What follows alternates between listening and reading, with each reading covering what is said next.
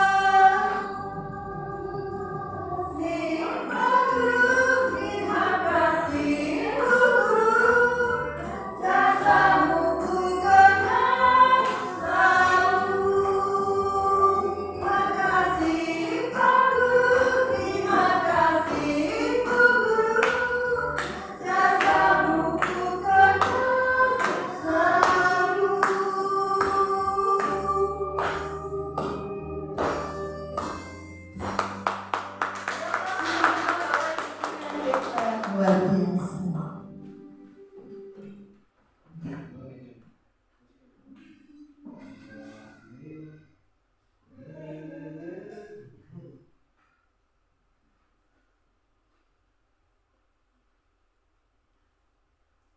Ini Bapak Ibu guru hebat, salam dan bahagia. Budaya positif ini merupakan modul 1.4 di mana untuk aksi nyata ini saya selaku CGP harus mengimbaskan terkait dengan budaya positif kepada Bapak Ibu guru semua. Tujuan dari modul budaya positif ini adalah dapat menjelaskan perubahan paradigma stimulus respon kepada teori kontrol, kemudian dapat menjelaskan makna disiplin positif dan mengamati penerapannya di lingkungannya, serta kaitan teori kontrol dengan 3 motivasi perilaku dasar manusia. Dapat menjelaskan pentingnya memilih dan menentukan nilai-nilai kebajikan yang diyakini dan disepakati oleh seluruh warga sekolah, sehingga dengan adanya budaya positif yang sudah tertanam dalam diri kuat anak-anak, nantinya kita akan mampu menciptakan sekolah yang berbudaya positif. Nanti ada yang pertama tentang teori kontrol, stimulus respon dan teori kontrol, kemudian arti dari disiplin positif itu apa, kemudian ada kebutuhan dasar manusia, kemudian nanti juga ada 3 motivasi perilaku manusia, kemudian ada keyakinan kelas atau keyakinan sekolah, dan yang terakhir nanti kita ada segitiga restitusi. Sebelum kita menuju kepada materi kita yang lebih dalam, ini ada kegiatan pemantik. Bapak Ibu bisa berpasang-pasangan 2 orang. 2 orang bisa berpasangan. Monggo. Kegiatannya ini Anda dan teman Anda akan melakukan kegiatan cobalah buka. Anda adalah A. Tugas Anda adalah mengepalkan salah satu tangan Anda. Coba Anda bayangkan bahwa Anda menyimpan sesuatu yang sangat berharga di dalam kepalan tangan Anda. Anda perlu menjaga benda tersebut sekuat tenaga Anda karena begitu pentingnya untuk kehidupan Anda. Tugas rekan B adalah mencoba dengan segala cara untuk membuka kepalan tangan Anda. Teman Anda yang B boleh membujuk, menghardik, mengintimidasi, memarahi, menggoda, menggelitik, bahkan menawari Anda uang agar bersedia membuka kepalan tangan Anda. Cobalah lakukan kegiatan cobalah buka di atas dengan B secara bergantian. Masing-masing A dan B memiliki waktu 30 detik. Monggo. Ini ada yang memperagakan Bapak Ibu. Satu, jadi tugasnya temannya B itu merapi, menghardik.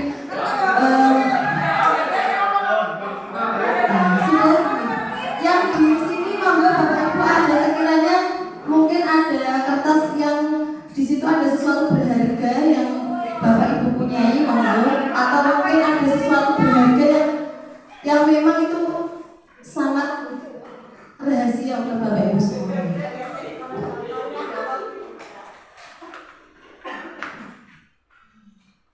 Ini boleh dituliskan sesuatu yang berharga di sini. Yang berharga monggo siapa?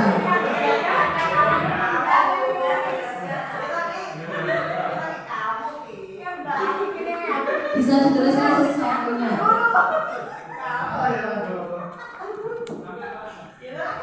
Ya, bisa satu nilai yang begitu kuat atau satu rahasia yang memang itu tidak menjadi konsumsi publik. Dan satu tugasnya merayu. Saya minta Pak Juki dan Pak Hendrik ke depan. Yang satu tugasnya merayu, yang satu tugasnya bebas. Dia mau mengepalkan atau dia mau membuka. Sudah di sesuatu yang sudah dipegang Bapak apa namanya? Tugasnya satu merayu dan satu membuka dan menutup. Terserah seberapa pengaruh si sesuatu yang di tangan tadi. Monggo. Yang tugasnya merayu sih kan? Kalau bapak masa ada ini 11 ini?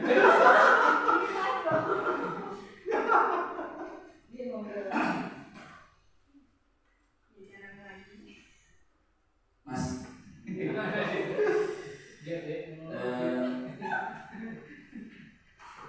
saya yakin ini karena berharga, ya kan? Dan barang berharga ini saya yakin ini bermanfaat untuk orang lain. Bagaimana kalau yang kamu rasakan jika yang kamu pilih ini adalah bisa bermanfaat untuk orang lain? Gimana perasaannya? Jika barang ini berharga untuk orang lain,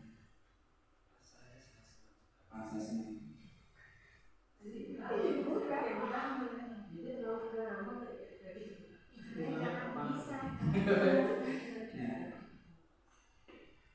Dan seharusnya ini sudah bisa dibuka, tapi diojok jadi teman kalau dibuka.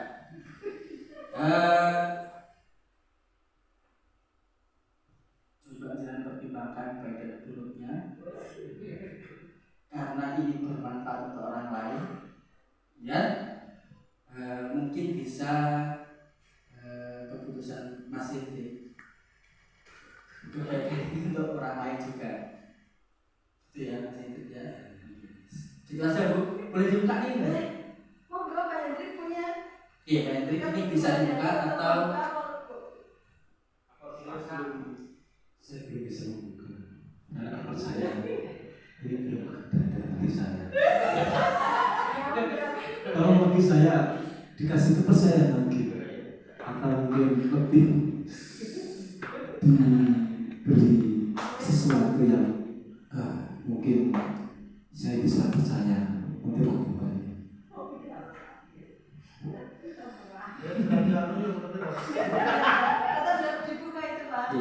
Ini tetap nggak bisa dibuka Pak ya. Mbak, mobil Avanza. Jangankan Avanza,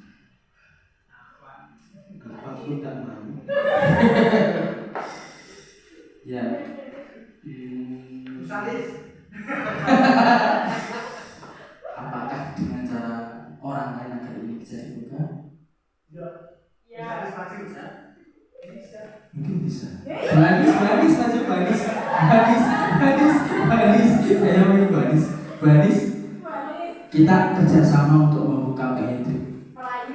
Merayu. Tadi kan mau ketemu di situ jak maju. Lu jangan jak maju. Boleh. Ayo bagus.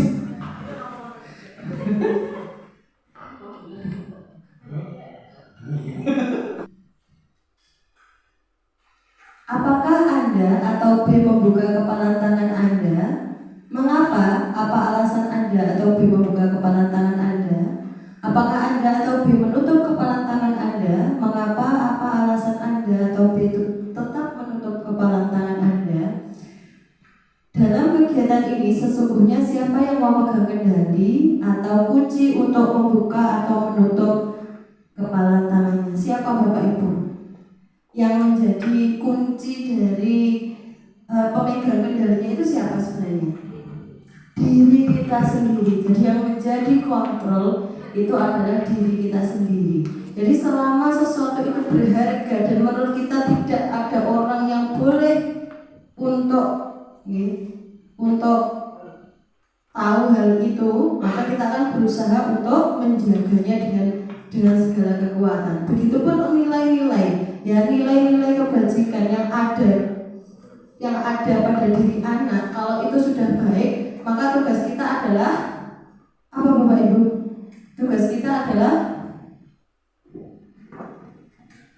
menjaga, jangan sampai luntur. Tadi terakhir nilai tadi sudah terbuka, artinya nilai-nilai yang sudah ditanamkan di anak, yang sudah kita jaga, ya karena dapat gempuran di sana sini, akhirnya nilainya itu runtuh, nilainya itu jatuh, dan ini tidak kita inginkan. Kita yang menginginkan adalah nilai-nilai yang sudah baik, yang sudah ada di sekolah ini, yang sudah tertanam kuat, itu tidak luntur dan selalu terjaga dengan baik, selalu dirawat dengan baik. Oke, selanjutnya.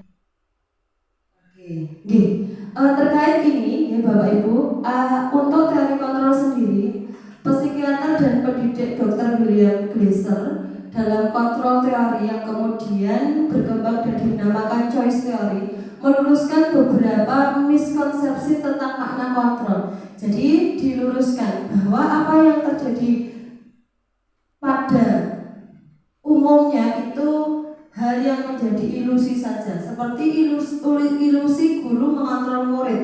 Yang kedua, ilusi bahwa semua penguatan positif efektif dan bermanfaat. Ilusi bahwa kritik dan membuat orang merasa bersalah dapat menguatkan karakter.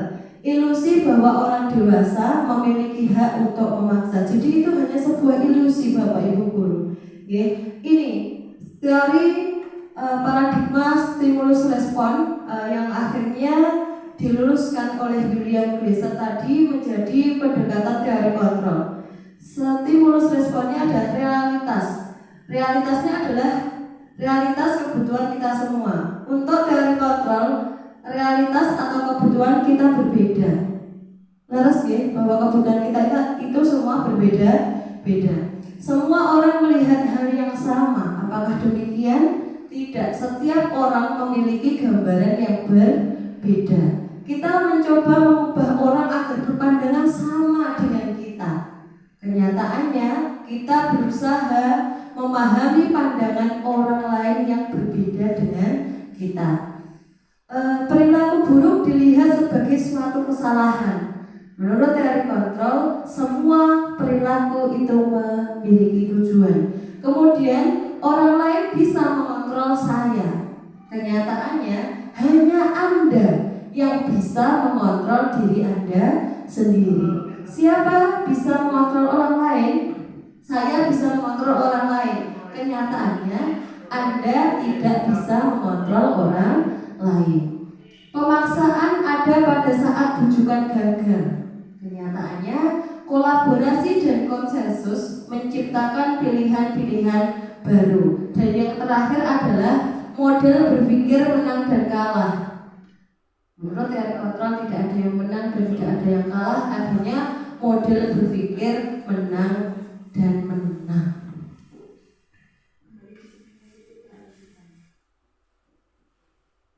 Terkait dengan disiplin positif. Apa itu disiplin positif? Disiplin positif adalah pembelajaran dengan paradigma baru yang merupakan pembelajaran yang dirancang dan didasarkan pada prinsip pembelajaran berdiferensiasi, sehingga para peserta didik belajar sesuai dengan kebutuhannya berdasarkan tahap perkembangan sesuai teori psikologi modern untuk mewujudkan profil belajar Pancasila. Tadi sudah ada paradigma stimulus respon yang akhirnya paradigma itu sekarang menggunakan pendekatan teori kontrol. Bagaimana seseorang bisa berubah dari paradigma stimulus respon kepada pendekatan teori kontrol? Menurut Stephen R. Covey, Principle Centered Leadership tahun 1991 mengatakan bahwa bila kita ingin membuat kemajuan perlahan, sedikit-sedikit, ubahlah sikap atau perilaku Anda. Berarti yang dirubah adalah diri kita sendiri. Namun bila kita ingin memperbaiki cara-cara utama kita, maka kita perlu mengubah kerangka acuan kita. Ubahlah bagaimana Anda melihat dunia, bagaimana Anda berpikir tentang manusia. Ubahlah paradigma Anda, skema pemahaman dan penjelasan aspek-aspek tertentu tentang realitas. Jadi realitasnya itu bahwa kita itu beragam, berbeda-beda, sudut pandang kita berbeda.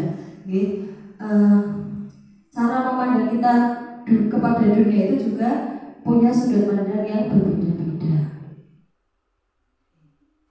Ya tadi sudah di awal sudah terbahas sedikit mengenai disiplin coba Bapak Ibu kita tahu bahwa pemikiran kita sebelum ada kata positif, menurut Bapak Ibu disiplin itu apa? Monggo Pak Cahyo. Terima kasih Bu. Sebelumnya mohon maaf. Assalamualaikum warahmatullahi wabarakatuh.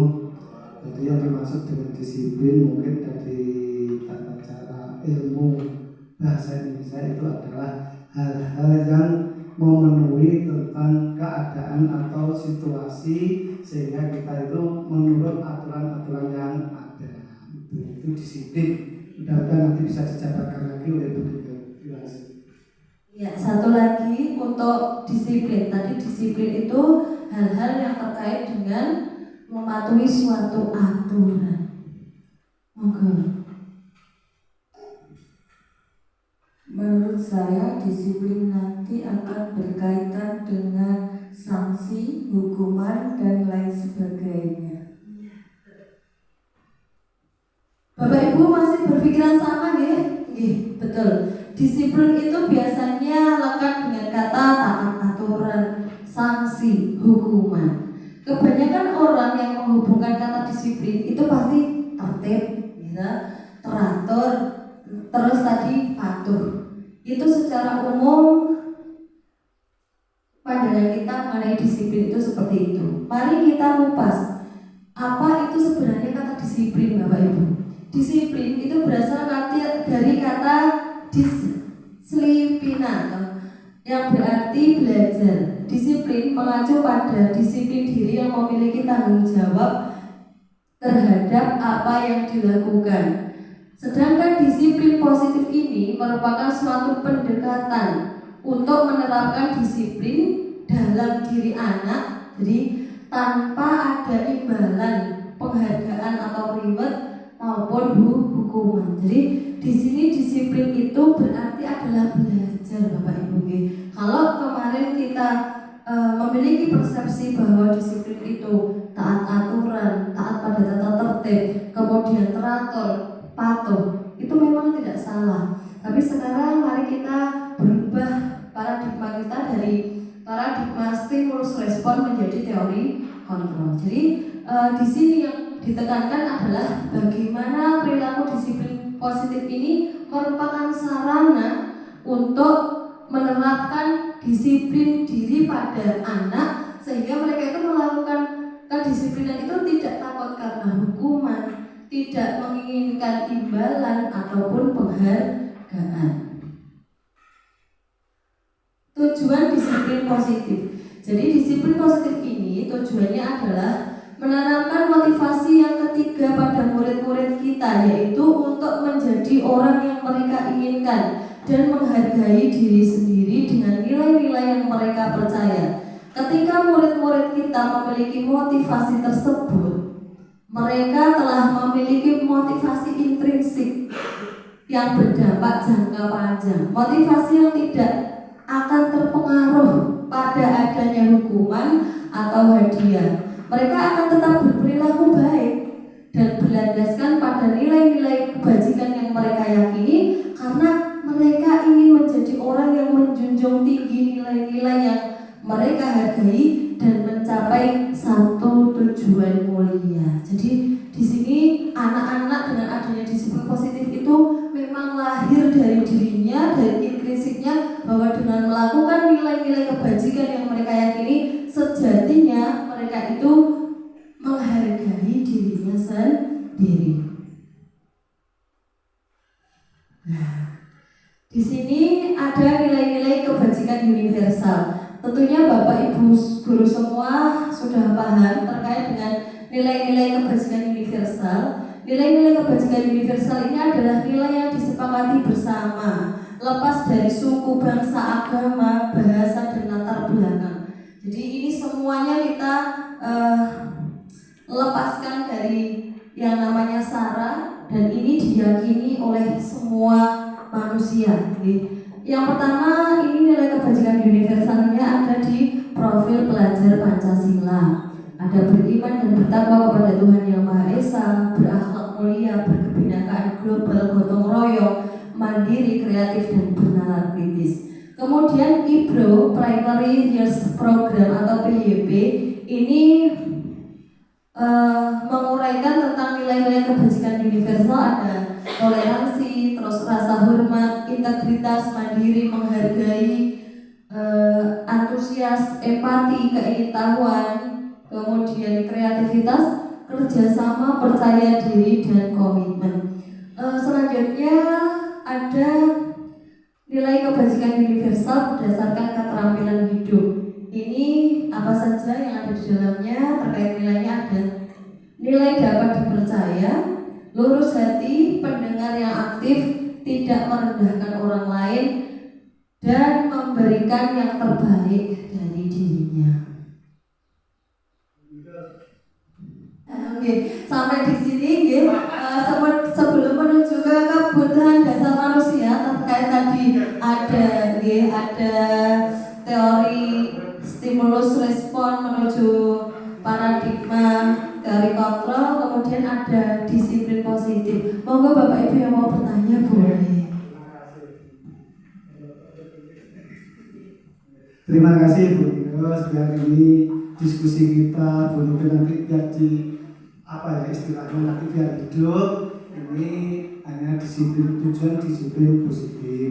Jadi ini dulu di pihak sekolah sementara kalau saya lihat untuk disiplin positif itu adalah perbedaan dengan sekarang yang sudah dilaksanakan itu adalah tata tertib atau pembiasaan. Nah, itu nanti mungkin apakah menurut pendapat saya ini boleh nanti apakah betul atau salah.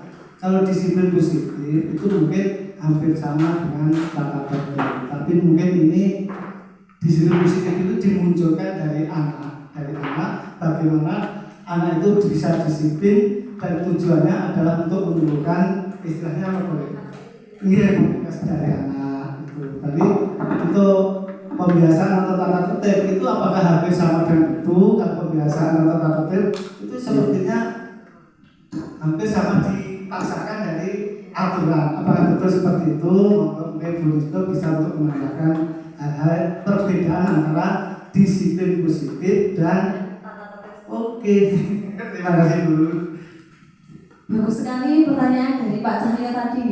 Bapak Ibu, sebenarnya setelah ini akan ada jawaban yang ditanyakan oleh Pak Cahyo terkait nanti apakah disiplin positif itu sama dengan tata tertib, karena tata tertib itu lebih mengakomodir satu pihak saja, yaitu memaksakan anak untuk mematuhi tata tertib yang ada. Apakah seperti itu? Nanti Bapak, tata tertib, disiplin positif ini memang dua hal yang berlawanan. Artinya memang ketika tata tertib itu di situ ada hukuman dan sanksi yang itu nanti harus diubah. Jadi seperti tadi, tata tertib itu ibaratnya adalah teori stimulus respon. Sedangkan yang namanya disiplin positif ini akan muncul dari tata tertib tadi menjadi keyakinan kelas atau keyakinan sekolah. Jadi yang namanya pembiasaan ini nanti masuknya di keyakinan kelas atau keyakinan sekolah. Jadi nanti akan terjawab Bapak bersama-sama. Nanti kita akan menuju tema yang baru kita. Kalau tadi stimulus respon itu bentuknya ada tata tertib sekolah, tata tertib kelas. Kalau yang terkait dengan disiplin positif itu masuknya di keyakinan kelas atau keyakinan sekolah. Nanti kita akan bahas di belakang. Jadi nanti Bapak Ibu semua kita akan bersama-sama membuat bagaimana cara membuat tata tertib itu menjadi keyakinan sekolah atau keyakinan kelas. Jadi betul Bapak bahwa tata tertib sekarang ini sudah paradigmanya harus mengalami perubahan menuju ke keyakinan sekolah atau keyakinan kelas. Ya, kita harus tahu dulu, ternyata manusia itu punya kebutuhan dasar. Kebutuhan dasar manusia ini adalah segala sesuatu yang kita lakukan untuk mendapatkan apa yang kita inginkan.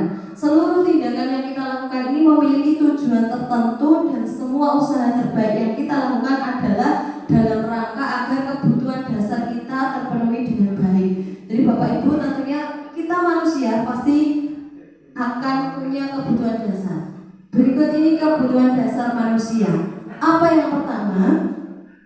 bertahan hidup. Tentunya semua sudah tahu, sandang, pangan, papan, makanan, pakaian, tempat tinggal, keamanan, dan kesehatan. Ini adalah kebutuhan bertahan hidup. Yang kedua adalah kasih sayang dan rasa diterima. Rasa diterima, dipedulikan, berbagi, kerjasama adalah menjadi bagian kita dalam kelompok, kita diakui dalam kelompok ini masuk di kebutuhan kasih sayang dan rasa diterima. Kemudian yang ketiga adalah penguasaan. Ini terkait apa? Harga diri, keinginan untuk dianggap, memimpin, berprestasi, diakui dan didengar. Kemudian yang keempat adalah kebebasan. Yang pertama ada mandiri, memiliki pilihan, mencoba hal baru, mampu mengendalikan arah dirinya. Dan yang kelima adalah kesenangan. Apa yang bisa kita butuhkan untuk mewujudkan kesenangan? Ada bermain, ada humor, ada antusiasme dan tertawa. Itu adalah kebutuhan akan kesenangan. Oke. Motivasi perilaku manusia. Apa sih yang menyebabkan manusia itu termotivasi untuk melakukan sesuatu? Yang pertama itu karena dia ingin menghindari ketidaknyamanan atau hukuman. Yang kedua mendapatkan imbalan atau penghargaan. Yang ketiga menjadi orang yang mereka inginkan dan menghargai diri sendiri dengan nilai-nilai yang mereka percaya. Jadi ini tujuan yang ketiga yang dimaksud tadi. Disiplin positif ini bukan karena anak itu patuh, karena dia menghindari ketidaknyamanan atau hukuman, atau dia ingin mendapatkan imbalan atau penghargaan. Kemudian ini dengan hukuman, tidak terencana atau tiba-tiba. Murid tidak tahu apa yang akan terjadi atau tidak dilibatkan, bersifat satu arah, berupa hukuman fisik atau psikis. Itu terkait hukuman. Yang kedua konsekuensi. Konsekuensi ini biasanya terencana atau disepakati. Murid tetap dibuat tidak nyaman dan sikap guru ini selalu memonitor kegiatan murid. Kemudian yang ketiga adalah restitusi. Nah, restitusi ini adalah proses menciptakan kondisi bagi murid untuk memperbaiki kesalahan. Proses kolaboratif yang mengajarkan murid untuk mencari solusi dari masalahnya itu sendiri. Kemudian terkait hukuman, konsekuensi, restitusi, nanti kita akan menghubungkannya di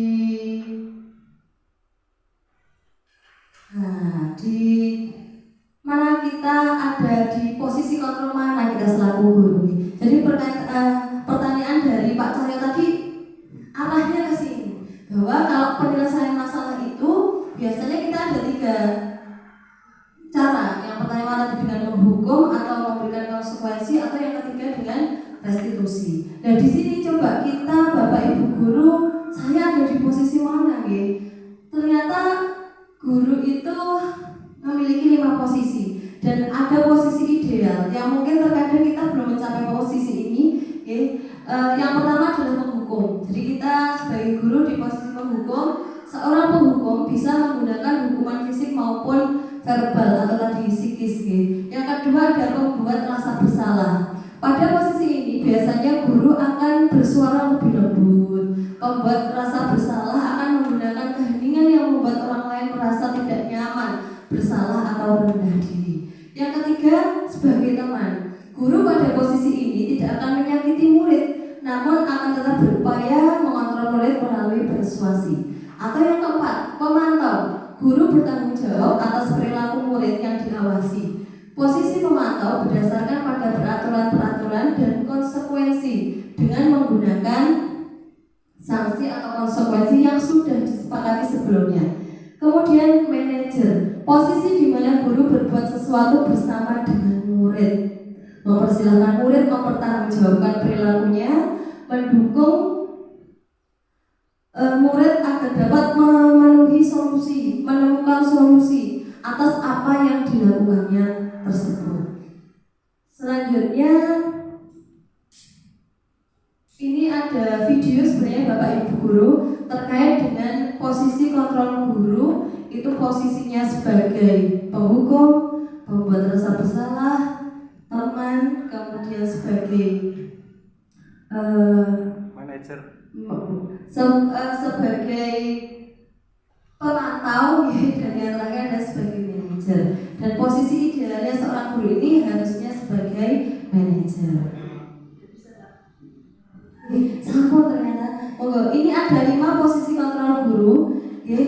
Nanti kita bisa bersama-sama. Salam bahagia Ibu dan Bapak guru hebat. Dalam penerapan disiplin positif restitusi, salah satu program yang dikembangkan adalah 5 posisi kontrol. 5 posisi kontrol dalam restitusi adalah proses perjalanan seorang pendidik agar dapat mengenali dirinya. Pada video kali ini, kita akan membahas tentang 5 posisi kontrol yang dikembangkan oleh Diane Gosser dan contoh penerapannya.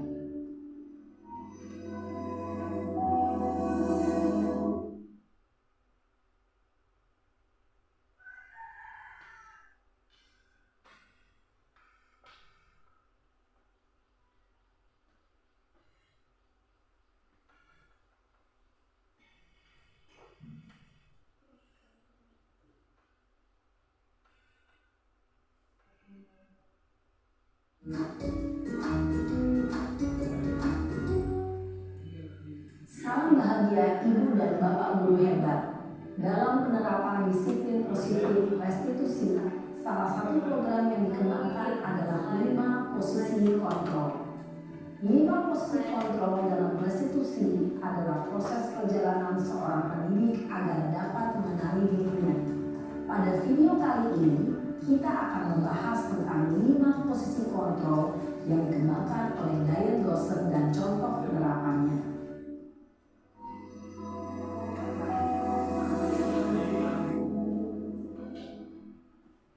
5 posisi kontrol itu adalah 1. Posisi penghukum, 2. Posisi pembuat merasa bersalah, 3. Posisi teman, 4. Posisi pemantau atau monitor, dan 5. Posisi manajer. Untuk lebih memahami kelima posisi tersebut, mari kita saksikan kasus Naren yang terlambat hadir 20 menit di sekolah dan melihat bagaimana kelima posisi kontrol dalam menghadapi masalah tersebut.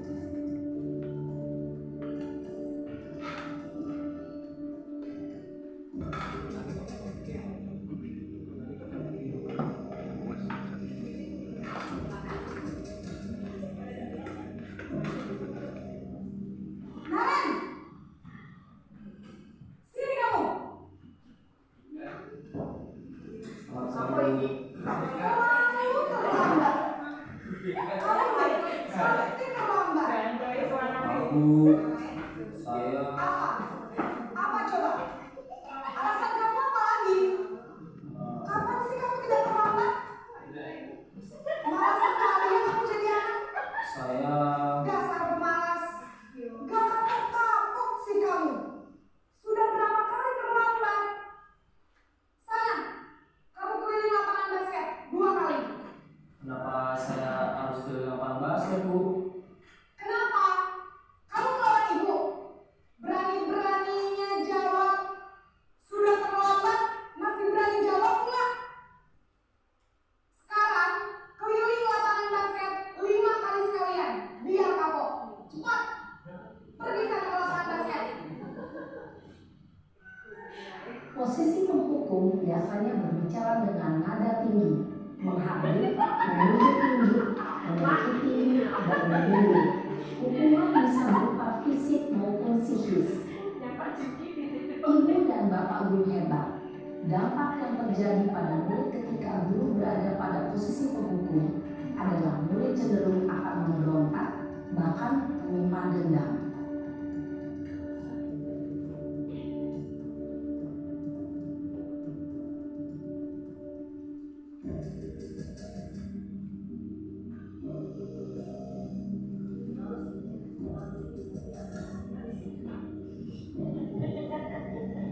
Naren!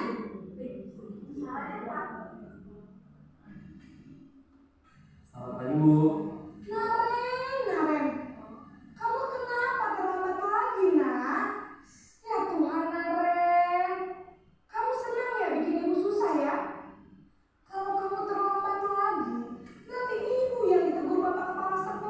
nak. Disangka ibu tidak bisa membina kamu. Duh, gimana ini?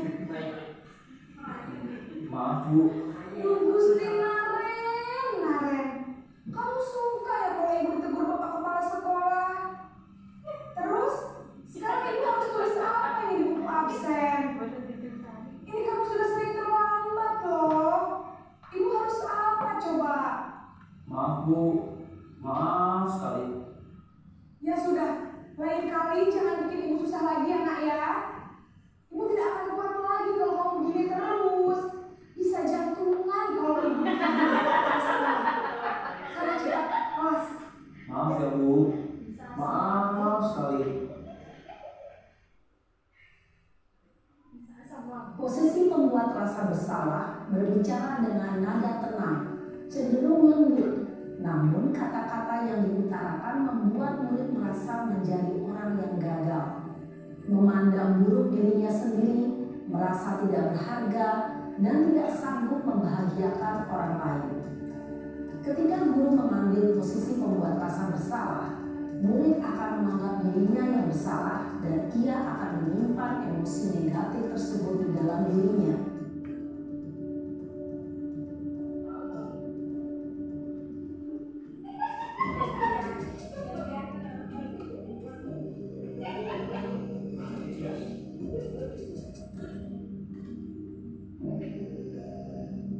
Naren,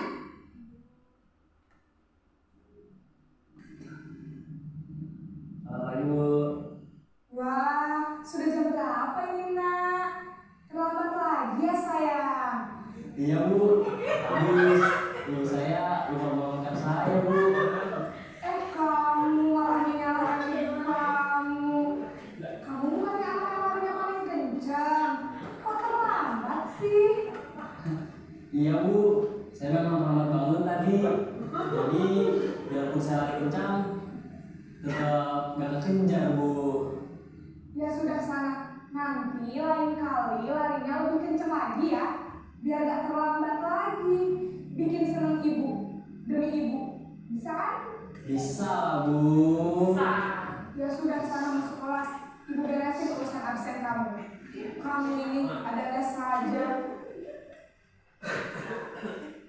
Dalam posisi teman, guru berbicara dengan nada suara ramah, akrab, cenderung bersenda gurau untuk menjaga suasana tetap santai.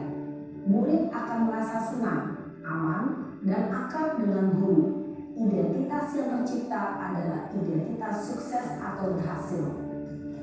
Namun, perlu diingat, karena ini masih dorongan eksternal, maka ada faktor ketergantungan dari murid kepada orang tertentu.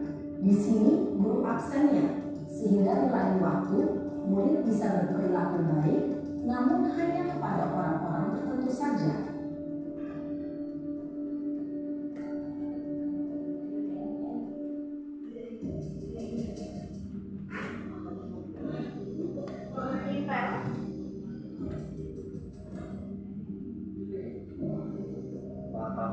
Naren!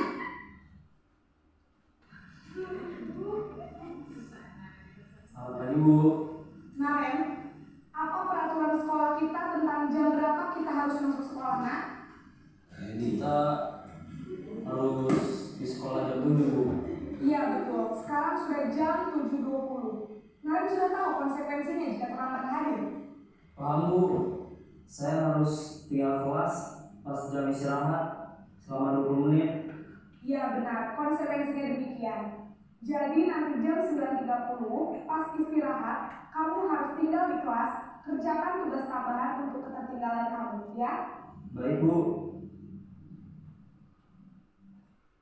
Posisi pemantau mengandalkan penghitungan atau data untuk mengontrol murid. Guru mengarahkan murid berdasarkan peraturan dan konsekuensi. Seorang pemantau menunjukkan bahasa tubuh dan ekspresi wajah yang datar dan cenderung formal.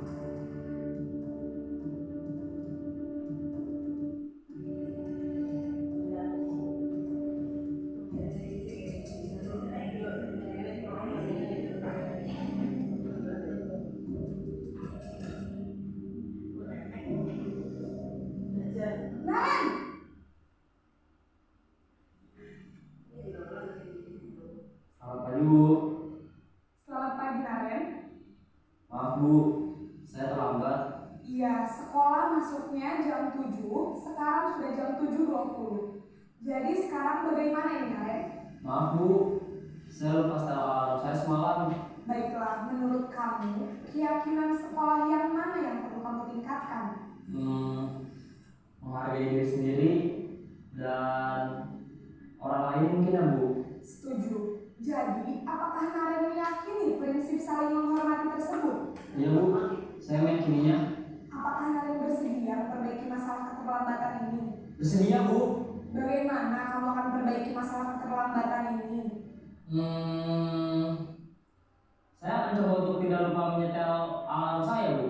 Baik, kalau Naren lupa menyetel alarm di rumah, ada orang yang kira-kira bisa bantu mengingatkan tidak? Ada Bu, kakak saya, Kak Emma. Ada lagi selain Kak Emma? Selain Kak Emma, ada ibu saya. Baik, jadi yang mengingatkan Naren adalah Kak Emma dan ibu kamu ya? Kira-kira akan mulai set alarm kapan nih Naren? Setelah pulang sekolah, akan segera saya lakukan. Baik, jadi Naren akan setel alarm untuk bangun besok pagi dan akan diingatkan oleh kakak dan ibunda Naren ya. Ada lagi yang mungkin perlu dilakukan Naren agar tidak terlambat bangun lagi? Tidak ada Bu. Baik Naren, terima kasih untuk kerjasama kamu. Sekarang kamu perlu kembali ke kelas untuk belajar. Baik Bu, terima kasih.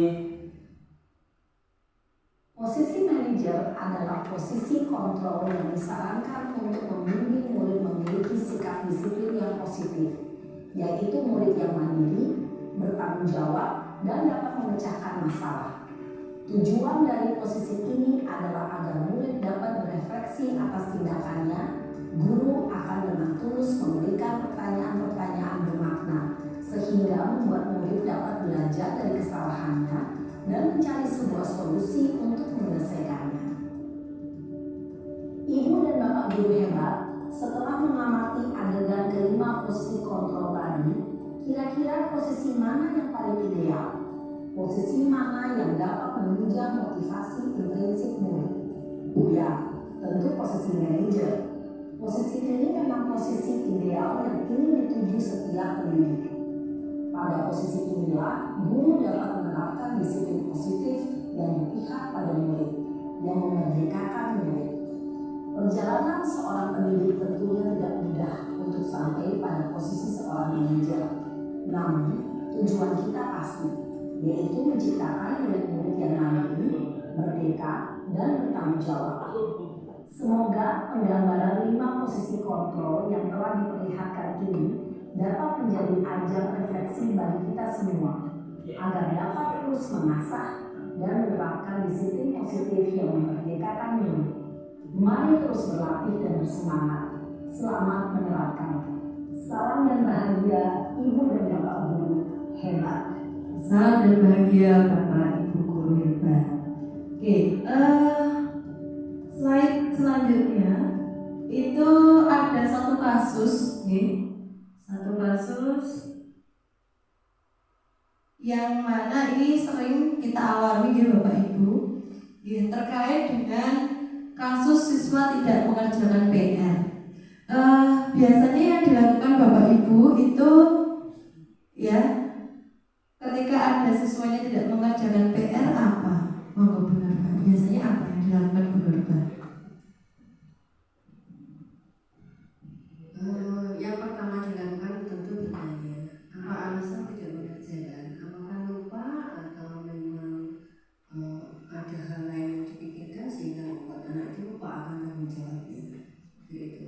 Kemudian kalau misalnya memang pada waktu itu materi masih seputar itu, mungkin anak bisa yang lain melanjutkan pelajaran yang itu bisa diberikan tugas untuk mengerjakan. Sekali lagi untuk pendapatnya Bu Anis.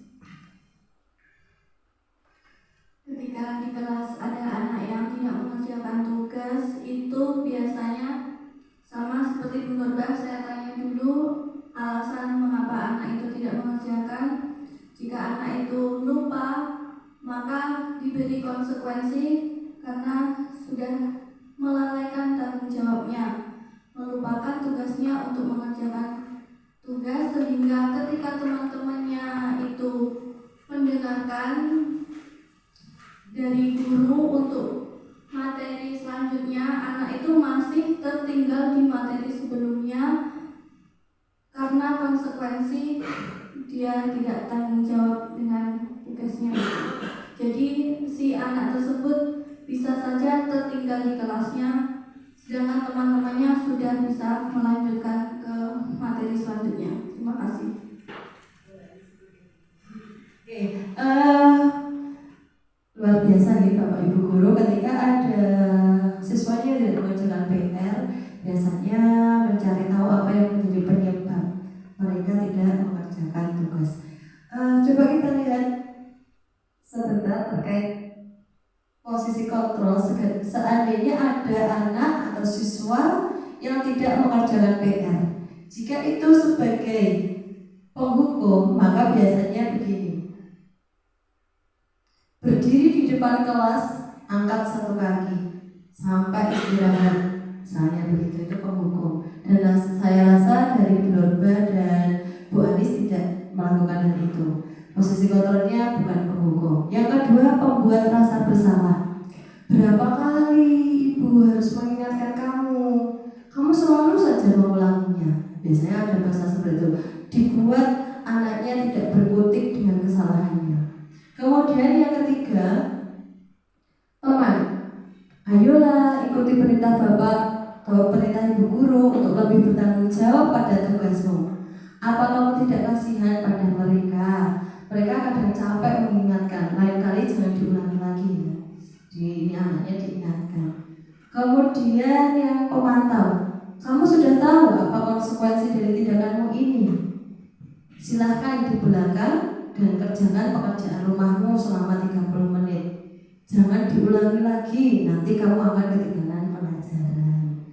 Kemudian sebagai manajer, apakah kamu tahu kesalahanmu apa? Kira-kira bagaimana cara kamu memperbaikinya? Keyakinan kelas mana yang kamu tidak laksanakan? Misalnya seperti itu. Jadi posisi Bu Norbah dan Bu Anis ini sudah bagus, yaitu berada pada posisi 4. Posisi sebagai pemonitor atau sebagai pemantau. Jadi guru itu ada di posisi 4 dan 5, pemantau atau pengontrol dan sebagai manajer. Posisi yang paling ideal adalah sebagai manajer. Jadi mungkin bahasa komunikasinya lebih diyakinkan lagi setelah mereka konsekuensinya atau mereka tahu, kemudian dia dikembalikan caranya bagaimana untuk memperbaiki diri. Kemudian nilai apa yang mereka tidak laksanakan, nilai-nilai kebajikan apa yang mereka ingkari, itu harus disampaikan kepada anak sehingga mereka ketika sudah bisa memenuhi konsekuensinya, mereka juga tahu nilai yang diingkarinya, sehingga oh, saya melanggar nilai ini, saya yakin bahwa nilai ini adalah nilai yang benar, saya berusaha untuk tidak mengulangi perbuatan yang sama. Monggo Bapak Ibu silakan ini dijawab. Terkait dengan posisi kontrol, apakah aku?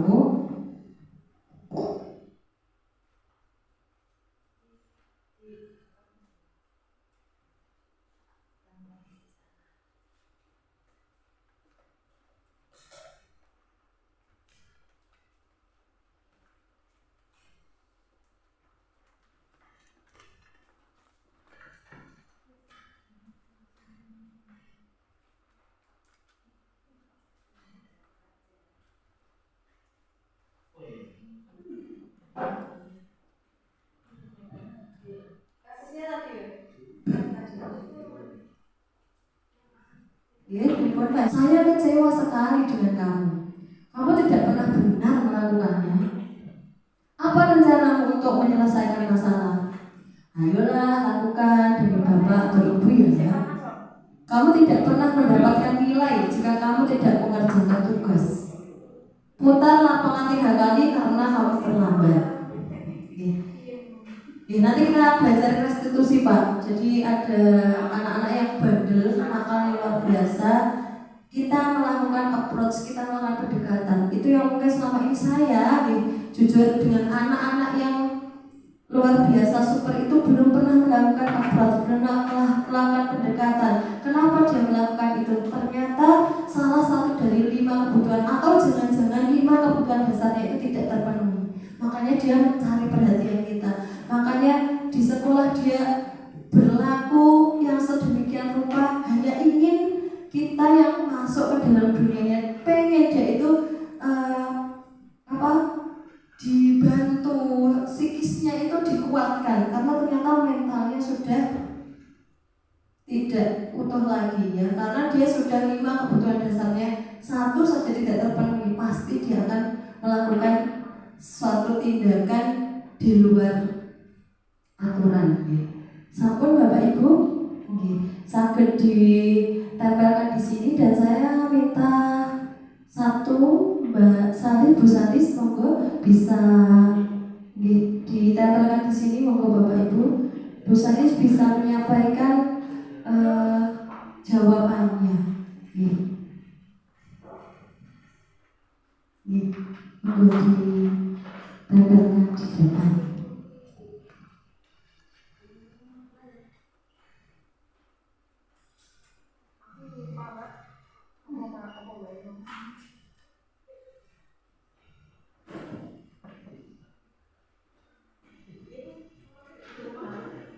Ayo Pak Juki, Pak Hendrik, Pak Oto, Pak Anis.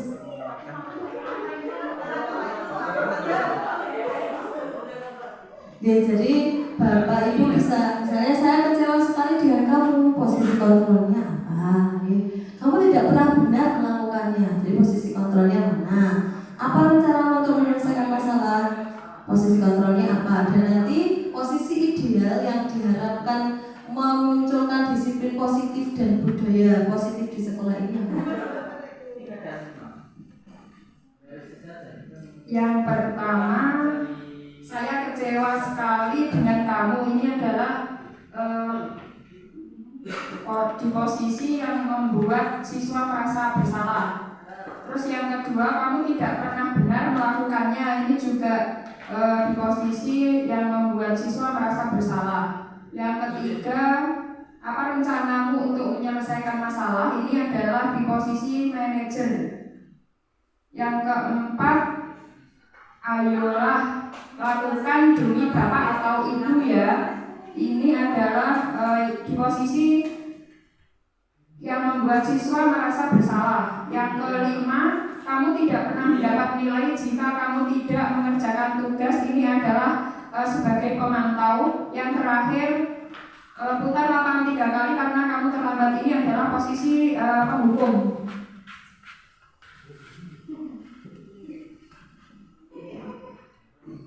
Terima kasih, luar biasa. Kasih plus untuk jawabannya dari Bu Salis.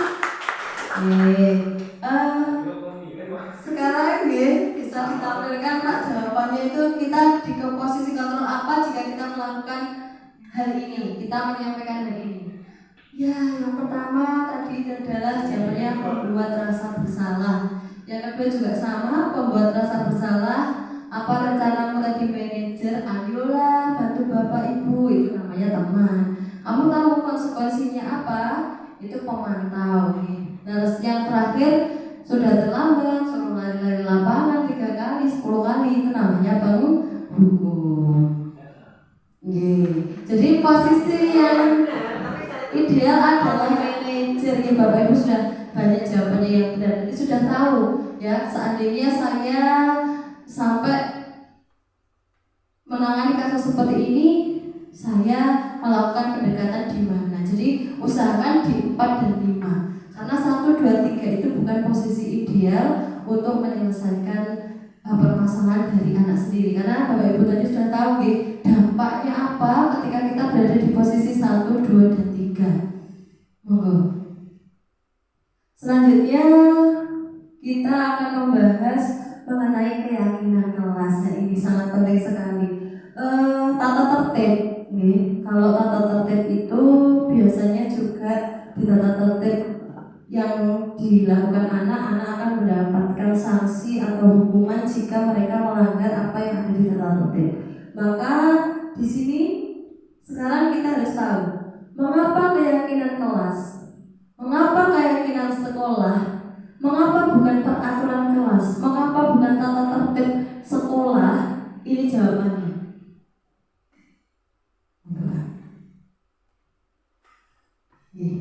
Keyakinan kelas atau keyakinan sekolah, kita bicaranya dua. Kita berada di kelas dan berada di sekolah.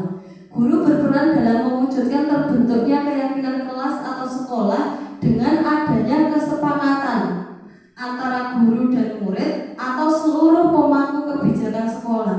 Siapa pemangkunya? Pemangkunya adalah 1 kepala sekolah, 2 adalah guru, 3 juga murid stakeholdernya dan orang tua Bapak Ibu guru. Jadi kita libatkan untuk keyakinan kelas, keyakinan sekolah ini. Kalau kelas jelas guru dengan siswa, kalau keyakinan sekolah maka melibatkan seluruh pemangku kebijakan sekolah. Keyakinan sekolah atau kelas berupa pertanyaan, bukan pertanyaan, berupa pernyataan universal yang mudah dan diterapkan bersama. Keyakinan kelas atau sekolah berangkat dari nilai-nilai universal atau nilai-nilai kebajikan, sehingga nilai-nilai yang tadi yang ada di 3 tadi Bapak Ibu itu tadi bisa digunakan sebagai motivasi, ya, motivasi dari dalam diri anak sendiri. Kemudian, ini untuk membuat keyakinan kelas. Kebetulan saya juga sudah menerapkannya di kelas. Ya, ini keyakinan kelas ini yang dilakukan satu adalah mempersilahkan murid-murid di kelas untuk bercurah pendapat tentang peraturan yang perlu disepakati di kelas. Pertama itu katanya peraturan, karena belum diyakini. Jadi menjadi peraturan apa? Anak-anak, Bapak Ibu guru memantik dengan pertanyaan, anak-anak ingin kelasnya kondusif, ingin kelasnya nyaman, ingin kelasnya aman. Nah, itu dikasih apa yang anak-anak inginkan di kelas ini. Nanti anak-anak pasti akan muncul A, B, C, D, E, F, G. Kemudian yang disampaikan tadi secara lisan itu dicatat, mencatat semua masukan-masukan para murid di papan tulis atau di kertas besar, atau kita bisa kalau tidak pakai kertas plano kita bisa pakai papan tulis, ya.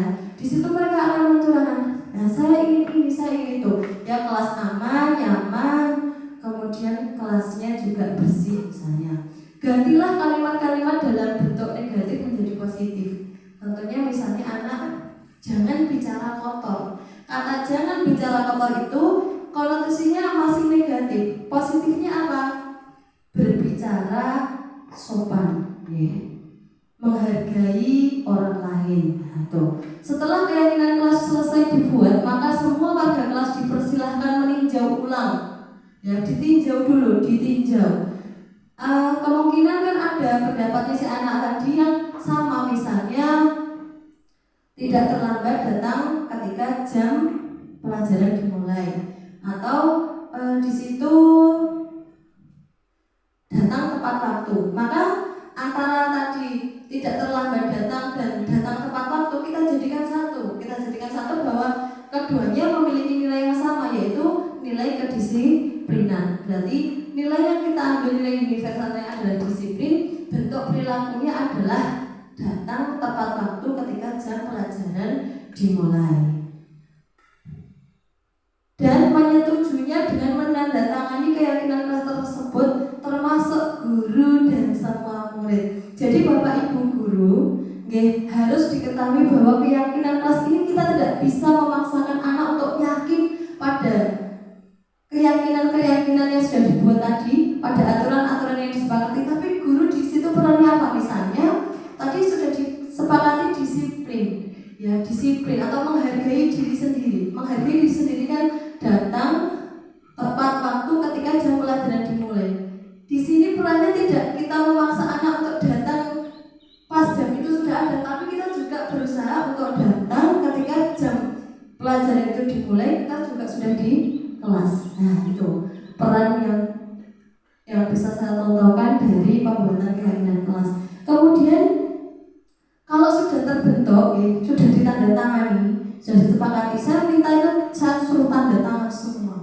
Saya selalu ketika masuk saya ingatkan baca keyakinan kelasnya bersama-sama ya.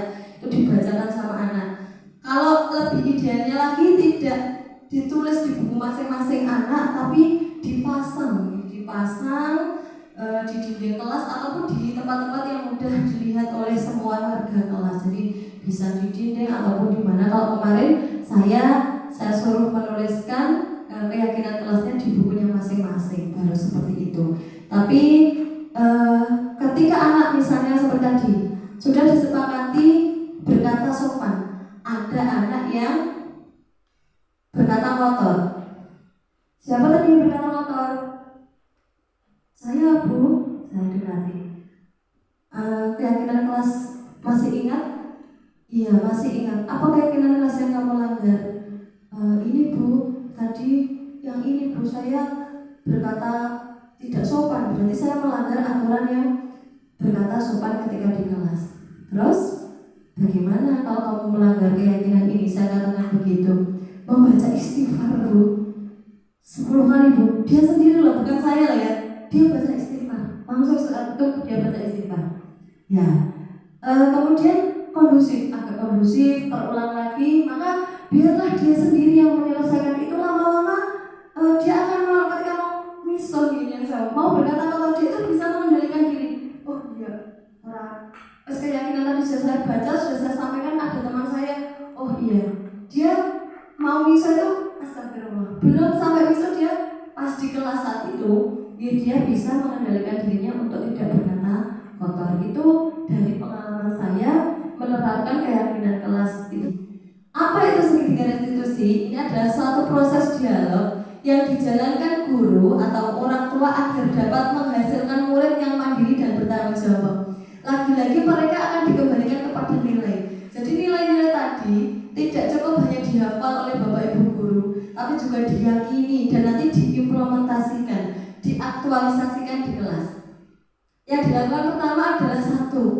Bapak Ibu tahu ya tadi ada 5 kebutuhan dasar, ada 3 motivasi yang mendasari anak melakukan hal itu. Maka kita kan pengennya di motivasi ketiga, mereka itu menghargai dirinya. Motivasinya bukan dari luar, tapi dari intrinsiknya. Maka yang dilakukan adalah yang pertama menstabilkan identitas. Kemudian yang kedua adalah memvalidasi tindakan yang salah. Yosewu, anak-anak kita di usia-usia SMP itu masih abu-abu, masih samar antara mana tindakan yang salah atau tindakan mana yang benar. Yang salah itu menurut dia benar. Maka kita sebagai orang tua, sebagai guru, harus meluruskan, memvalidkan. Ini loh, Dok, ada tindakan yang salah di bagian mana, kita tunjukkan. Atau biar dia menggerayai mengintrospeksi dirinya sendiri dan kita bantu keluarkan yang salah biar dia tahu ini salah. Kita dudukkan permasalahannya. Yang ketiga, menanyakan keyakinan. Selama peraturan sekolah itu masih menjadi tata tertib, bunyinya belum menjadi keyakinan sekolah, itu akan terjadi overlapping. Bagaimana kita mau menjalankan segitiga restitusi? Wong keyakinan sekolahnya saja masih berupa tata tertib, yang itu belum melibatkan anak dan orang tua mereka. Kalau ini nanti terbentuk ke depannya, maka kita akan mudah merestitusi suatu masalah, baik itu masalah ringan, sedang maupun masalah berat. Ini Bapak Ibu, monggo ditayangkan. Ya, menstabilkan identitas berdasarkan prinsip membuat kesalahan adalah bagian dari proses pembelajaran. Al-insanu mahal khotok manusia, tidak ada manusia itu yang luput dari kesalahan. Maka kesalahan itu adalah suatu proses pembelajaran. Menggeser identitas gagal ke identitas sukses. Jadi kalau anak sudah berbuat salah, kita memojokkan, kita membuat dia di posisi yang sangat salah, maka ayo, itu masih identitasnya gagal. Dia akan merasa dirinya salah, dirinya gagal. Kita buat perlahan-lahan, kita tunjukkan ini loh bagian dia memang salah. Dicari identitasnya, berbuat salah itu wajar. Ada kata pertama untuk mengantarkan berbuat salah itu wajar. Tidak ada manusia yang sempurna. Bapak tidak mencari siapa yang salah, tapi Bapak ingin mencari solusi dari permasalahan yang kamu hadapi. Kamu benar merasa begitu. Saya paham kamu melakukan itu. Pasti ada motivasinya, pasti ada tujuannya. Tanya dulu di awal, stabilkan identitas. Dia ketika punya masalah, dia melakukan itu, dia belum menemukan saya itu siapa, saya itu harus bagaimana. Dia itu belum stabil identitasnya. Kemudian yang kedua, itu terkait dengan memvalidasi tindakan yang salah. Bisa ditampilkan Pak? Berdasarkan prinsip setiap perilaku berupaya memenuhi suatu kebutuhan tertentu. Jadi pasti dia itu ada alasannya. Guru akan bergeser dari perilaku stimulus respon menjadi proaktif atau menjadi teori kontrol tadi. Mengenali dan mengakui kebutuhan murid dan memperbaiki hubungan dengan murid. Pokoknya kita sekarang ayo bersama-sama tahu 5 kebutuhan dasar anak yang sudah terpenuhi atau belum terpenuhi. Dengan pertanyaan seperti ini, kamu pasti punya alasan mengapa melakukan itu. Kamu melakukannya karena mempertahankan sesuatu yang paling berharga dalam hidupmu. Padahal kamu itu bisa melakukan perbuatan yang lebih buruk dari itu. Jadi di validasi tindakan yang salah tadi. Ya, alasannya apa? Kemudian pasti dia itu melakukan sesuatu untuk mempertahankan sesuatu yang berharga menurut dia. Nah, ini kan salah. Itu kan menurut si anak belum tahu kalau ini itu memang salah karena menuruti sesuatu yang sebenarnya itu salah, tapi dia merasa itu benar menurut dia. Sebenarnya kamu bisa loh melakukan perbuatan yang lebih buruk dari itu. Kamu mau melakukan yang lebih buruk itu atau kamu mau kembali kepada perilakumu yang baik sebelum kamu mengalami masalah ini, misalnya begitu. Kemudian yang setelah kita bisa mengajak anak sampai dia itu bisa keluar apa yang dipendamnya, kenapa alasannya itu sampai bisa tersampaikan hasrat untuk menyampaikan sesuatunya kepada kita selaku guru, maka yang terakhir adalah kita berikan penguatan. Luar biasa, baik, kamu sudah berani untuk menyampaikan alasanmu. Itu semata-mata bukan tindakan yang salah, tapi Bapak dan Ibu guru di sini tugasnya adalah memperbaiki perilakumu yang kurang benar agar bisa pada rel yang tepat, agar bisa sesuai dengan apa yang kita yakini benar, bukan apa yang kamu yakini benar, tapi yang kita yakini benar. Kembalikan ke nilai-nilai universalnya tadi. Nah, di sini di menanyakan keyakinan, murid diberi pertanyaan-pertanyaan yang bermakna untuk memunculkan motivasi secara intrinsik berdasarkan prinsip teori kontrol. Ya, tadi ilusi sebenarnya Bapak Ibu, kita tuh tidak bisa menyamakan persepsi kita sama dengan anak, pasti berbeda. Tapi di sini kita mampu ada nilai yang sama di situ, mampu mengaitkan keyakinannya dengan tindakan yang salah. Apa keyakinan kelas kita? Nilai-nilai kelas apa atau nilai-nilai apa yang ada di sekolah kita yang telah disepakati bersama? Kamu tahu, kamu ingin menjadi seorang yang seperti apa? Diarahkan. Kamu ingin menjadi seperti apa? Dengan perilaku yang seperti ini, kira-kira kamu bisa nggak menjadi orang yang seperti ada di impianmu, di cita-citamu? Pasti dia akan, oh iya, tidak bisa, tidak mampu. Jadi di sini itu memang yang stabil emosinya itu tidak hanya anak. Ya, kita minta tapi kita jangan sampai bocor. Ternyata ketika saya melakukan ini ya juga bocor. Kalau kita bocor satu saja kita emosinya keluar, tidak bisa ini. Jadi kita memang benar-benar harus menghela nafas panjang, harus berulang kali istighfar, harus dalam posisi duduk tenang, anaknya juga disuruh tenang. Ayo, tugasnya adalah mengontrol. Jangan sampai kita masuk di dalamnya dan ikut emosi, apalagi sampai kita tidak adil. Memang adil itu kan tidak sama rata ya, tapi adil itu bagaimana memberikan sesuatu sesuai dengan kebutuhannya. Dia butuh waktu yang lama untuk meredakan emosinya, kita tunggu. Yang sana sudah reda, tidak langsung yang sini reda, yang sini belum reda kita pukulan badan. Adil artinya memberikan sesuatu sesuai dengan kebutuhannya. Dia butuh reda dalam waktu yang lama, kita tunggu. Yang sana tenang dalam waktu yang, Bu saya mau les. Oke, bentar biar ini tenang dulu sampai tidak usah memulai lagi, duduk lagi. Saya suruh begitu ya. Ini untuk menanyakan keyakinannya. Kemudian kemarin saya juga ada kasus, saya ada 2 kasus di kelas ya.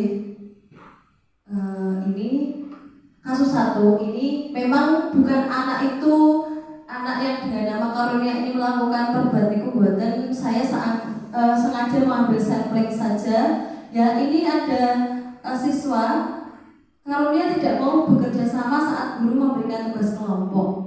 Dia sibuk dengan kegiatannya sendiri, mencoret-coret bukunya, dan sesekali mengganggu teman dalam kelompoknya saat sedang melaksanakan diskusi kelompok. Tentunya hal tersebut menimbulkan ketidaknyamanan dalam kelompoknya.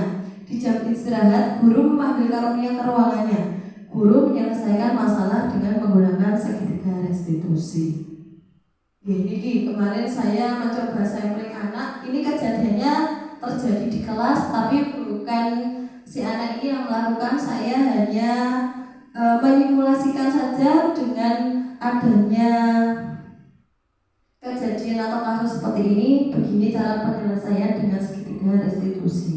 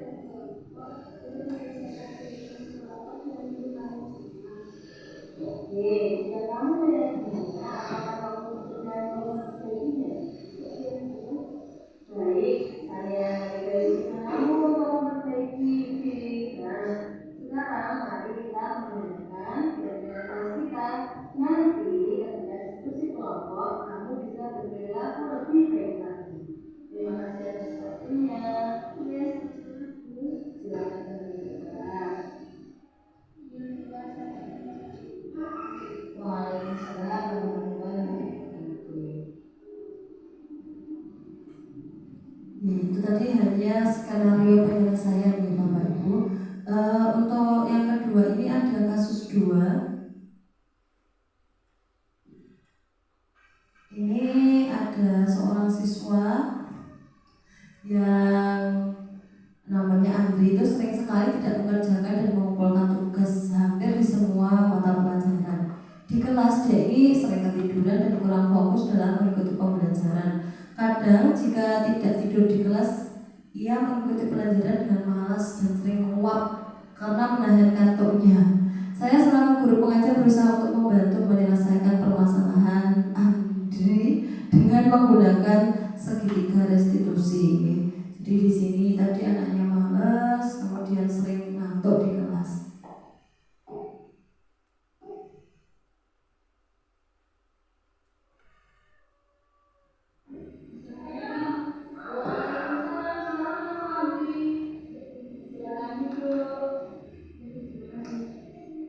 Andri, bolehkah ibu bertanya sesuatu tentang diri kamu? Saya dengar dari bapak ibu guru, akhir-akhir ini kamu sering mengantuk dan ketiduran di kelas saat jam pelajaran dimulai, sehingga ada beberapa tugas yang tidak terselesaikan dan tidak tepat waktu dalam pengumpulannya. Apakah benar laporan dari bapak ibu guru tersebut, Andri? Iya benar, saya sering tidur di kelas saat jam pelajaran. Andri, saya pernah lihat apa yang kamu lakukan. Tentunya penjelasan yang mendasari kamu melakukan hal itu. Saya ingin tahu apa alasanmu melakukan hal tersebut. Bisa kamu memberitakan? Sebenarnya saya sering bermain game online sampai lalai malam, sampai lupa waktu karena sibuk banget kalau sudah asik bermain dengan orang kedua. Itu ya alasannya. Nampaknya kamu mendapat rasa senang dari bermain game online, iya kan? Ya, wajarlah jika anak-anak seperti kamu senang bermain game online. Menurut ibu, kita tidak perlu berlebihan dalam meluapkan rasa senang, apalagi sampai lupa waktu dan mengganggu jam pelajaran di sekolah. Jika dibiarkan berlarut-larut, tentu akan merugikan diri kamu sendiri. Nah, kira-kira bagaimana cara kamu bisa mengatasi masalah tersebut? Saya akan berusaha untuk lebih awal dan mengatur waktu dalam rumah. Terus, apakah ada orang di rumah yang bisa membantu kamu dengan baik dan seperti dulu? Ada ibu ayah dan ibu saya, Bu. Mereka nantinya yang akan membantu saya dalam mengerjakan pekerjaan dan kemampuan sendiri saya. Menurutmu, nilai kira-kira kelas apa yang bisa kamu tunjukkan? Sebenarnya kamu ingin orang yang seperti apa? Oke, orang yang mampu menjaga komitmen dan mengontrol diri dengan baik biasanya akan mencapai kesuksesannya lebih awal dibandingkan mereka yang tidak memiliki kegiatan hal tersebut. Saya menjadi selalu memperbaiki ke arah yang lebih baik lagi. Sama-sama, kembali ke kelas dan ikuti pelajaran ini. Waalaikumsalam warahmatullahi wabarakatuh.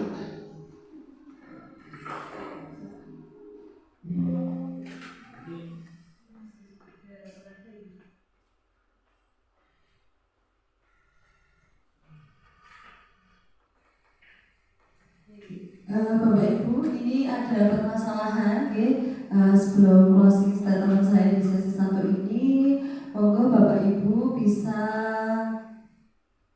menganalisa terkait dengan kasus ini. Ibu Dani sedang menjelaskan pelajaran bahasa Inggris di papan tulis. Namun beliau memperhatikan bahwa Fajar malah tidur-tiduran dan tanpa acuh tak acuh pada pelajarannya. Fajar, coba jawab pertanyaan nomor 3. Maju ke depan dan kerjakan di papan tulis. Fajar pun tampak malas-malasan maju ke depan. Dan sesampai di depan papan tulis pun, Fajar hanya diam terpaku sambil memegang buku bahasa Inggrisnya dan memainkan spidol di tangannya. Ayo Fajar, makanya jangan tidur-tiduran. Lain kali perhatikan. Sudah sana, duduk kembali. Kira-kira siapa yang bisa? Fajar pun kembali duduk di bangku. Hal Hal seperti itu sudah seringkali terjadi pada Fajar, seperti tidak memperhatikan, acuh tak acuh, dan nilai-nilainya pun tidak terlalu baik untuk pelajaran bahasa Inggris. Pada saat ditegur oleh Ibu Dani, Fajar hanya menjawab, "Tidak tahu, Bu." Ibu Dani pun menjawab diri, "Gimana kamu, Fajar? Kamu tidak kasihan sama ibu?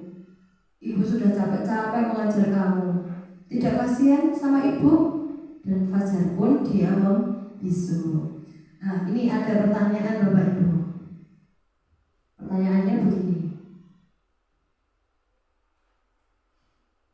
Posisi kontrol apa yang diambil oleh Ibu Dani dalam pendekatannya kepada Fajar? Membaca sikap Fajar, kira-kira kebutuhan apa yang diperlukan oleh Fajar? Bila mana Ibu Dani mengambil posisi pemantau, apa yang akan dilakukan atau dikatakan olehnya? Pertanyaan-pertanyaan seperti apa yang akan diajukan? Dijelaskan.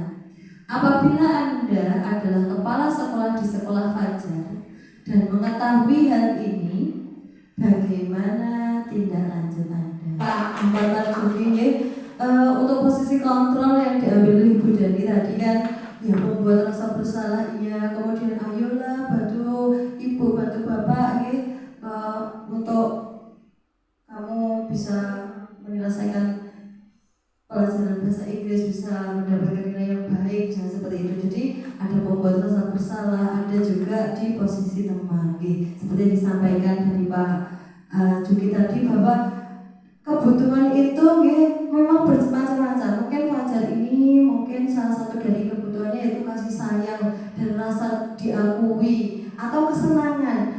Fajar bisa dilihat mungkin dia anak yang tidak begitu menguasai pembelajaran bahasa Inggris, tapi dia senang di pelajaran yang lain karena dia kemampuannya tidak di pembelajaran itu. Kita juga harus tahu, maka kebutuhan siswa itu di awal juga harus kita petakan.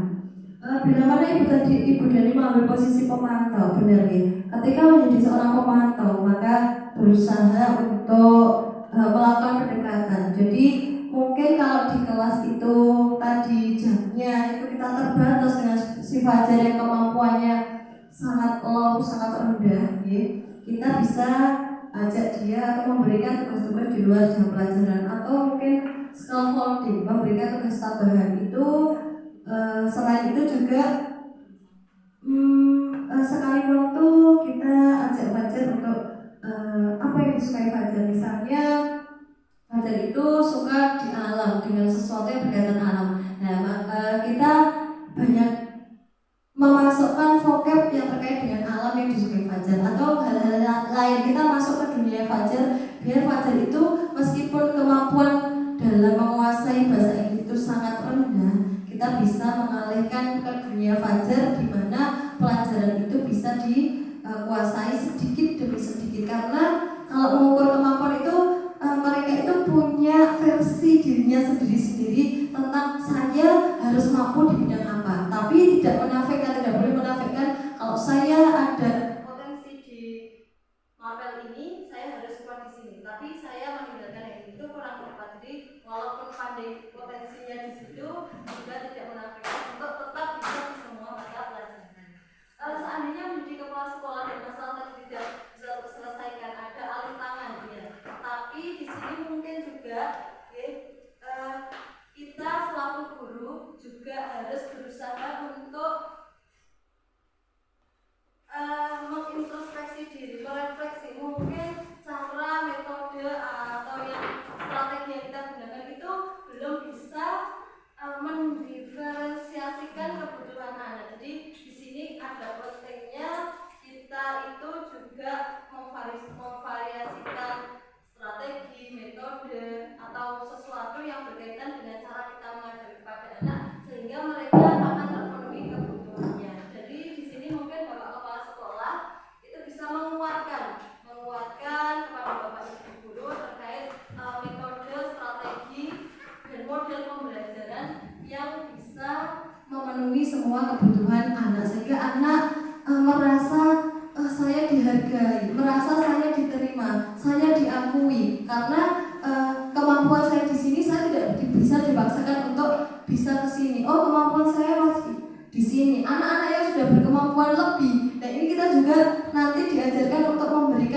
pembelajaran pertanyaan-pertanyaan menantang, soal-soal yang menantang agar mereka karena merasa sudah bisa diberi pertanyaan yang sama dengan temannya, dia akan merasa saya sudah bisa kok. Akhirnya dia ramai sendiri, dia juga membuat aksi sendiri untuk melampiaskan apa penguasaan yang mereka miliki. Jadi itu saja Bapak Ibu terkait dengan budaya positif di sekolah kita. Sebelum saya menutup, kalau ada pertanyaan silakan bisa ditanyakan Bapak Ibu. Sudah tidak ada. Harapannya ini budaya positif ini bagi saya guru juga masih merupakan hal yang baru, dan kita semua bersama-sama akan mewujudkan disiplin positif dulu. Disiplin positif melalui keyakinan kelas, keyakinan sekolah yang nanti akan kita mulai di minggu ini. Kita buat keyakinan kelasnya dan keyakinan sekolahnya agar mereka bisa tahu sekiranya nilai-nilai apa yang mereka langgar, dan mereka akan bertanggung jawab terhadap nilai-nilai yang dia langgar, dan dia akan melakukan suatu tindakan untuk mempertanggungjawabkan apa yang dia lakukan tersebut. Kemudian kita mari bersama-sama mungkin kalau merubah motivasi eksternal menjadi motivasi internal itu juga tidak mudah. Semua butuh proses. Setidaknya sedikit demi sedikit mari kita merubah posisi kontrol kita yang dulunya mungkin seperti saya ada penghukum, saya sering membuat rasa bersalah, kadang saya juga ingin menjadi teman. Ternyata tiga posisi kontrol ini juga belum ideal. Idealnya menuju angka 4 yaitu saya bisa menjadi seorang guru yang bisa mengontrol, bisa memantau, dan yang paling posisi yang paling ideal yang diharapkan oleh kita semuanya itu adalah menjadi posisi manajer. Kita berharap semua Bapak Ibu guru yang ada di SMP Negeri 5 ini nantinya bisa memposisikan diri, bisa melakukan pendekatan teori kontrol, disiplin positif melalui keyakinan kelas atau keyakinan sekolah yang nanti kita buat bersama-sama, kita lakukan, dan nanti insya Allah selanjutnya akan kita biasakan. Dan di sini nanti setelah terwujud hal-hal yang seperti itu, harapan dari sekolah kita, dari Bapak Kepala Sekolah bahwa ingin sekolahnya aman, ingin sekolahnya nyaman, maka akan terwujud dengan adanya budaya positif di sekolah kita. Terima kasih atas perhatian dari Bapak Ibu guru semuanya. Semoga kita menjadi guru-guru ideal, guru-guru yang selalu didambakan oleh murid-murid kita, dan juga nantinya sekolah kita SMP 5 ini sudah muncul disiplin positifnya, dan ini akan terbudayakan budaya positif di sekolah kita. Akhirul kalam, sebelum saya menutup, mari kita baca doa kafaratul majlis bersama-sama. Bismillahirrahmanirrahim. Subhanakallahumma wa bihamdika asyhadu an la ilaha illa anta astaghfiruka wa atubu ilaik. Wassalamualaikum warahmatullahi wabarakatuh. Assalamualaikum warahmatullahi wabarakatuh. Bapak Ibu yang saya hormati, hari ini marilah kita untuk senantiasa selalu dan ingin untuk membudayakan dengan adanya budaya positif. Jadi dengan budaya positif itu nanti kita akan menghadapi permasalahan dengan siapapun, terutama dengan anak didik kita, dengan suasana kekeluargaan, suasana yang mana bisa membuat anak menjadikan bermawas diri bahwa apa yang selama ini menjadi didikan dari Bapak Ibu gurunya adalah hal yang positif, yang itu nanti bisa membawa diri ke depan untuk masa depannya lebih baik lagi. Mungkin itu yang bisa saya sampaikan. Saya kira assalamualaikum warahmatullahi wabarakatuh. Pembahasan disiplin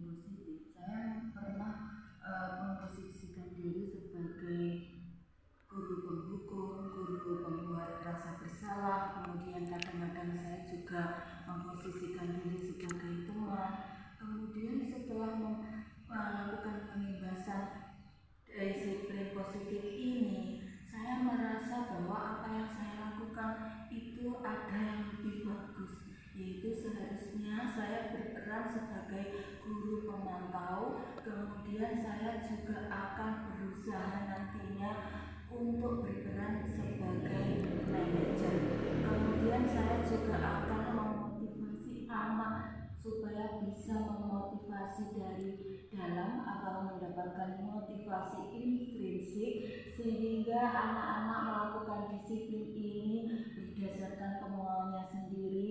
Kemudian yang selama ini saya lakukan di dalam kelas hanya ada peraturan kelas, saya akan membuat keyakinan kelas yang saya akan bikin dengan murid, kemudian guru, kemudian juga dengan wali murid. Terima kasih. Nama saya Muhammad Hadi, salah satu guru di SMP Negeri Universitas Jakarta. Dari apa yang telah disampaikan oleh Bu Nike tentang materi budaya positif dalam pembelajaran di sekolah pada peserta didik, banyak sekali manfaat yang baru saya dapatkan, antara lain tentang pendekatan kepada siswa, tentang kontrol pada siswa, ada yang sebagai pemantau, pemberi hukuman, bagaimana kita menyikapi siswa dalam menyelesaikan sebuah masalah. Dan dari apa yang disampaikan Bu Nike, saya menilai diri saya sendiri adalah masih di posisi sebagai teman, memposisikan guru dengan siswa itu lebih ke teman, karena sebelumnya saya menganggap itu adalah cara yang paling ideal. Ternyata dari apa yang disampaikan dan apa yang saya dapat, lebih ideal lagi, ada yang lebih ideal lagi sebagai